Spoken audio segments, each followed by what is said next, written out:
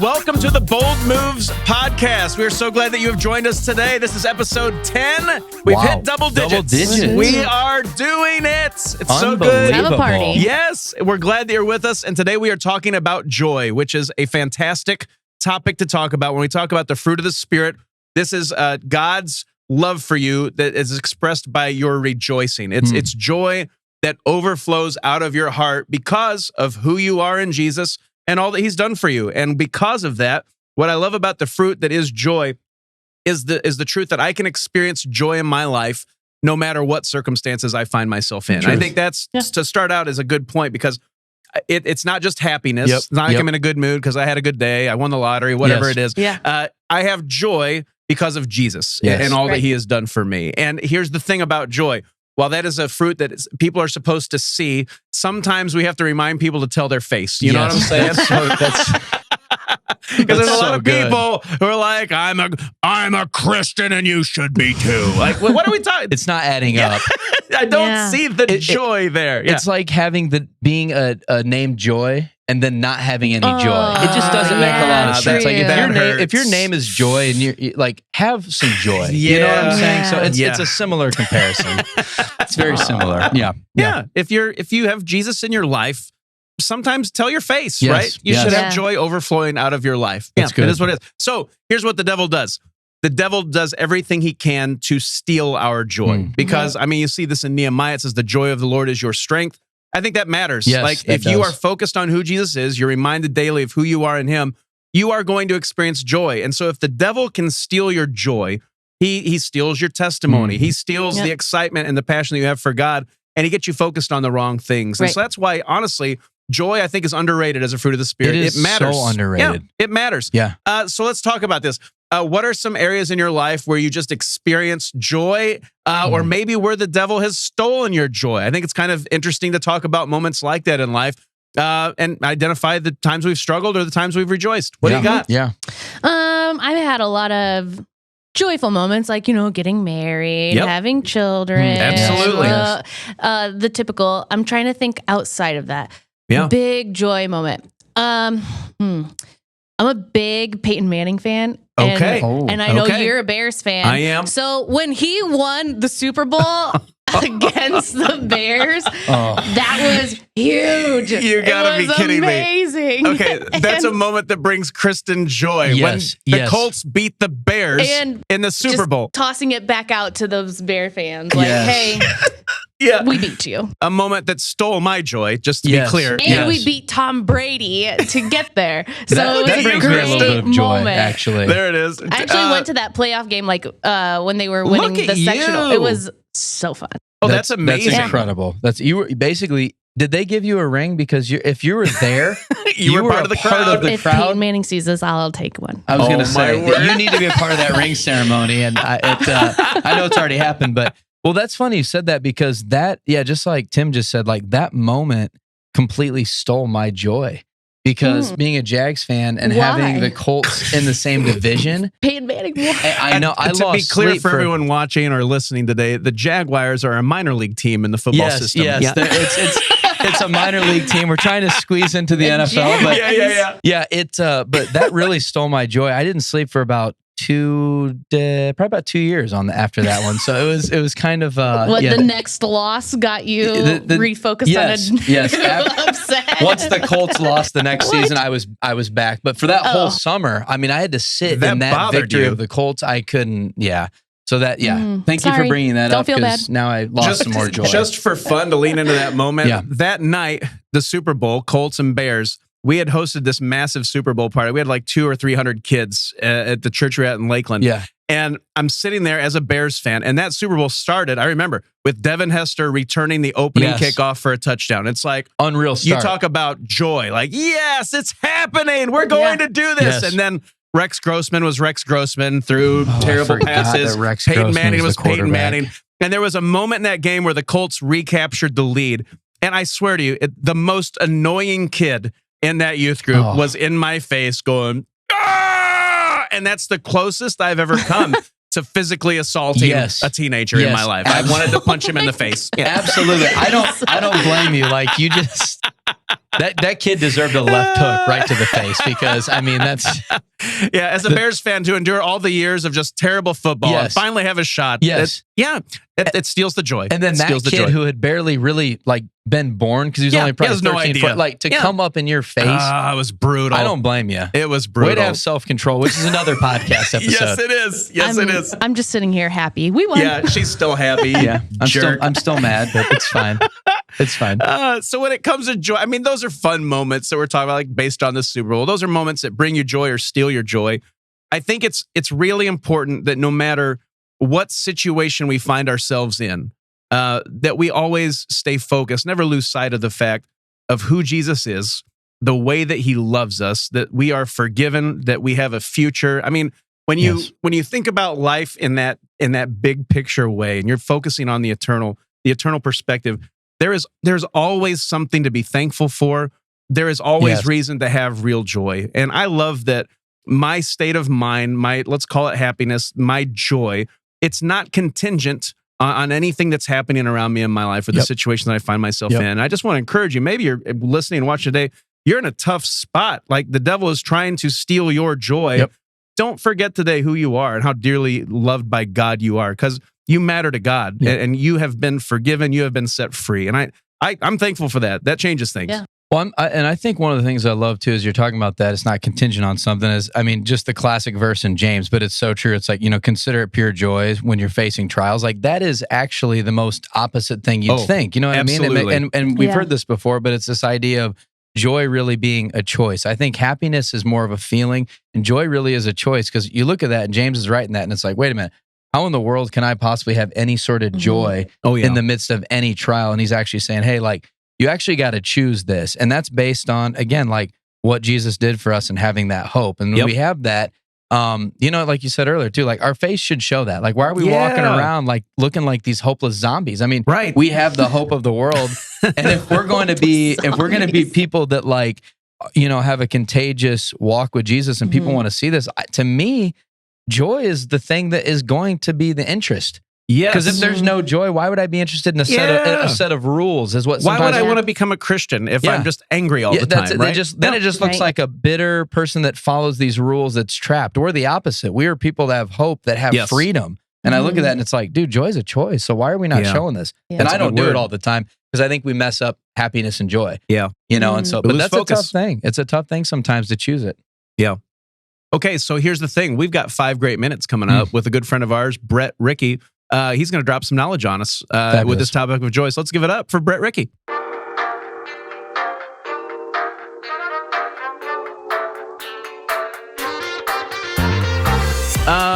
Brett, thank you so much for joining us for 5 good minutes on our Be Bold podcast. It's good to see you, my friend.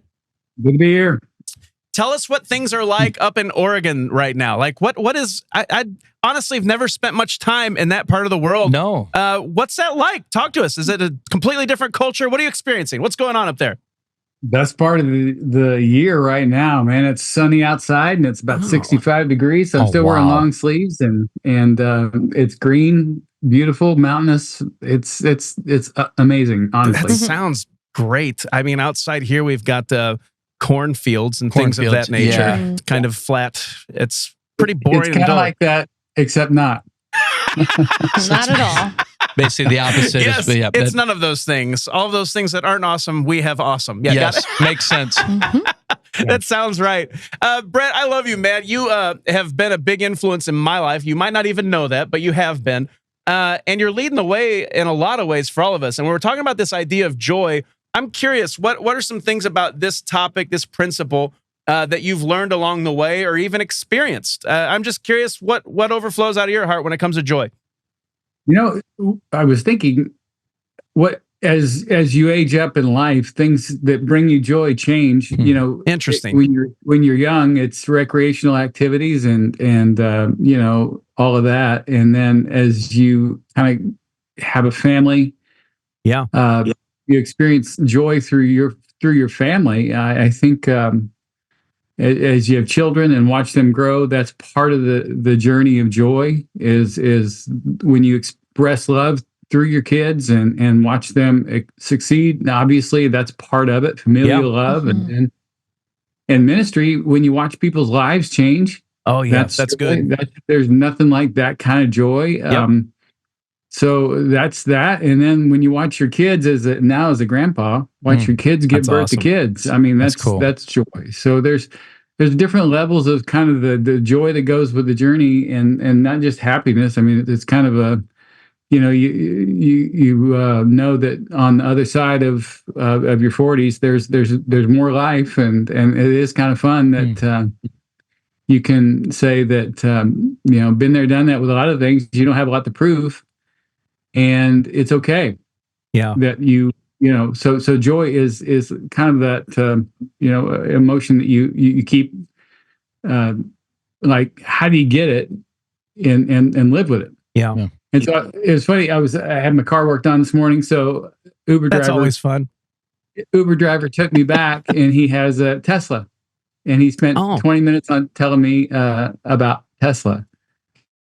He had a smile on his face the whole time. It brought him great joy. And I thought, the other thing that brings me joy is telling good news to somebody about whatever it is. Good. Yep. And expressing, like, if I just saw a great movie, if I just found out something that most people don't know that's amazing. Yep. I just have this, this thing about me, and everybody does. Like, if it's a great restaurant, that nobody knows about, or a secret that I got to share. Yes. That is a source of joy that is most often overlooked. That I think that this Tesla. So on the way home, I got to tell the Tesla driver what I was about to get on this podcast for.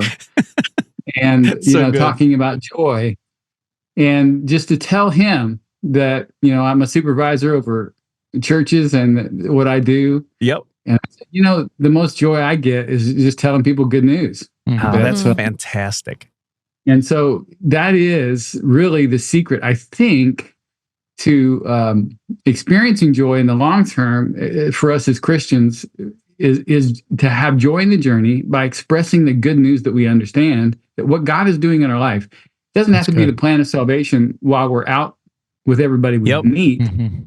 It's just incorporating the good news of what Jesus is doing in our life in the moment with anybody we run into, and finding a way to work it into the conversation, and knowing that not everybody's going to do that, because not everybody knows what to say or do. But the more I talk it up, the more people listen, and then they can express that and experience that joy too. So, yeah. Oh, okay. So that's fantastic. I like that. Let's talk about this for a second. So you experience the joy of Jesus in your life. He's changed your life. You know how much he loves you, the plan, the purpose he has for you, where you're going. There's joy that comes from that, right? That's the joy of the Lord that overflows out of us. Yeah. I love what you're saying. We get to share that joy with people. And Brett, you're circling something that's so important. If we can find joy in sharing that with others, I mean, ultimately we're claiming our purpose, right? We're living out the mission that God's given us, but it brings more joy. I think there's a depth to that. There is. That isn't immediately obvious, but sharing the good news, like, everybody does that. They're rating and reviewing the restaurants. Yep. Try the clam chowder here. When something's good. I do love a good bowl of clam chowder. Sorry about that. Yeah. Excellent. But you want to share the good news. It brings you joy. Yeah. And if you're the first person to ever discover something, some secret place, out of the way place, your Instagram friends, like, oh, you won't believe the place I just found. Or the other night when the Northern Lights were here, they were visible in Oregon. Everybody and their dog that had never seen the Northern Lights were taking, photos and videos. Yes. And they were out there on Saturday night because it was so vivid. Yep. And they wanted to be one to, here's the good news. Right. That's cool. So that brings people joy to share. And that's what social media is all about. That's true. Is that people find joy in expressing their good news, and that they find joy in when people see their good news and say, yeah, that is good news. Yeah, that's cool. And so we're born with that need to share. And when we are validated by others experiencing it with us, then it makes us happy. That's good. Yeah. What I love about that too is that is a circle that just builds strength. It gets stronger and stronger. The more that you express that joy, the more that you share the joy, the more joy you experience, because you're bringing people to experience the same thing. And I think that if you're living on purpose like that, it's just a reinforcing circle of, like, this is what I get to do. I get to be a part of this story and introduce people to Jesus. And that really is the center of the most foundational piece of joy in our lives. I love that. Brett, that's a good word, man. That is a good word. So that's what happens when you shift from being a lead pastor to that role of district superintendent. Does this kind of wisdom come naturally then? Yes. What's the moment where that door opens and you just experience all these things? No, I don't think that's the case. I think it's just one of those things. The longer you walk with Jesus, man, all right. I receive that. I received that. That's so good. Brett, thank you for joining us. These have been 5 great minutes, and it's great to have you with us, my friend. Thanks again. So excited. Yep. All right, man. Thanks.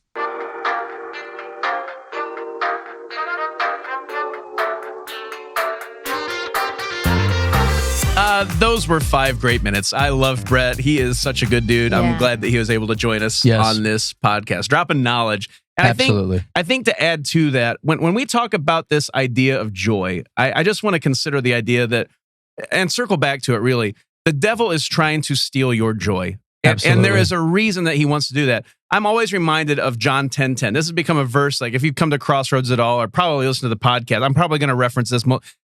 This verse matters to me. I think it's important when it says, Jesus said, "The thief comes to steal, kill, and destroy. I've come that you might have life to the fullest." I think we've got to take that to heart. Yes. And when we talk about the devil coming to steal, I think he steals your joy. I think he's trying to kill your spirit, and he's ultimately trying to destroy your soul. And I think when you let him steal your joy, it makes you vulnerable. It does. Because then he's trying to kill your spirit. He's trying to take away your hope. And if you're not focused on all the goodness and the good things of God in your life, he's stealing your joy. It takes you to a place where you're without hope, and then your very soul becomes vulnerable. Yep. And I think, man, we got to circle that. Joy is important. We got to really stay focused and don't let the devil steal our joy. You know, when I think of that, like the devil comes to steal, kill, destroy, and you're in that moment, some people, I'm going to reference PMR. You know him? Hey, Pastor Mark. Yeah. I remember he would always say, like, oh, people walk around with their pets. Like they love their baggage. They love their thing. My pet. And like, that's not joy. No. That's not something to be proud of. You're trapped with that thing that's stealing your joy. Yes. Yes. Right. You're focusing on the wrong things. Yeah. That's good. That has merit. It plays. That matters. And I think that when we talk about the fruit of the Spirit that is joy overflowing out of our hearts and allowing people to see that, like make sure that gets to your face, right? Absolutely. It's the billboard. It's saying it doesn't matter what's going on in life. Yeah, I'm really struggling. My health is bothering me. My relationships I'm worried about my kids. I still am able to have joy in any circumstance because I choose it. Because you choose God is my rock. He's my forward. I've got everything I need in him, and I'm going to choose joy. And when you're living with that and you have hope, yeah, you are. You're letting your light shine in the darkness. Yeah, and you're living the life that God wants you to have because you're focusing on the right things. Yeah. Yeah, and I think when you choose joy, I do think it creates this buffer between you and the enemy because it's one of those things that like it provides strength and it helps you stay in the framework of having an attitude of gratitude, being grateful. Yes. And when you start to lose that, you can almost get this wishy-washy life because then your happiness is just based on your emotions and circumstances. Right. But when you really have joy, it's like no matter what happens to me or what the enemy tries to do, I am choosing this joy and it's bringing hope. It's bringing peace to my life. Yeah. And I think that's where for me, the happiness and the joy thing and you're right, John 10:10, I mean, it says it and it's like, he is out to absolutely take that stuff from us, from our families, from our kids. Yeah. And how many places do we find ourselves, in this spot where it's like, man, I could choose to not be happy or I don't feel happy right now because like you said, struggling with this, and this. But you know what? I'm going to choose joy because I'm grateful for the things that are in my life. And when we say you wake up and choose joy, we're not saying like you wake up like a Disney princess or a Teletubby or something like that. Point. That's like, a good point. I have a Teletubby costume. I wake up and put it on every morning. Are you like Poe or? You know their names? I forgot the names. I forgot the names. But you can't. Is he the yellow one or the? I don't even know what colors they are. I have no idea what you guys are talking about. The baby. Okay, I'm completely lost. Yeah. I'm sorry, but you're not waking up like, oh yeah, it's a magical day.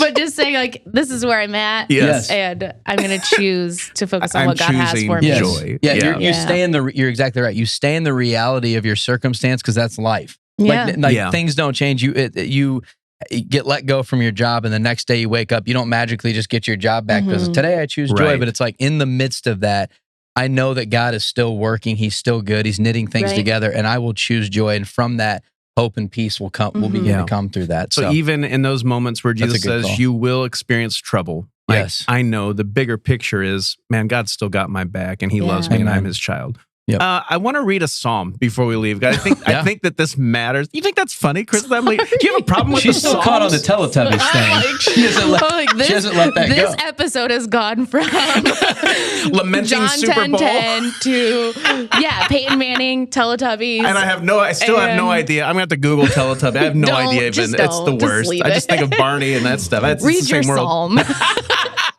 Barney's just a classic. Teletubbies, I don't think they made it into the classic realm. But anyways, no idea. I'm not going to let those Teletubbies steal my joy. I'm going to read this psalm, Kristen, even though you hate the Psalms. Okay. No, I don't hate the Psalms, for the record. Here's the psalm in question. I defy you to hate this psalm. This is going to be joyful. Let's hear it. All right, let's hear it. I love this psalm. It says, shout with joy to the Lord, all the earth. Worship the Lord with gladness. Come before Him singing with joy. Acknowledge that the Lord is God. He made us, and we are His. We are His people, the sheep of His pasture. Enter His gates with thanksgiving. Go into His courts with praise. Give thanks to Him and praise His name, for the Lord is good. His unfailing love continues forever, and His faithfulness continues to each generation. I think at the end of the day, that's the truth, that if we stay focused on who God is, that unfailing love that He has for us, we can choose to have joy in any circumstance. And that's, I think, the big takeaway today. So here's the thing. Maybe you're struggling. Maybe you're watching this or listening to this today, and the devil's been stealing your joy.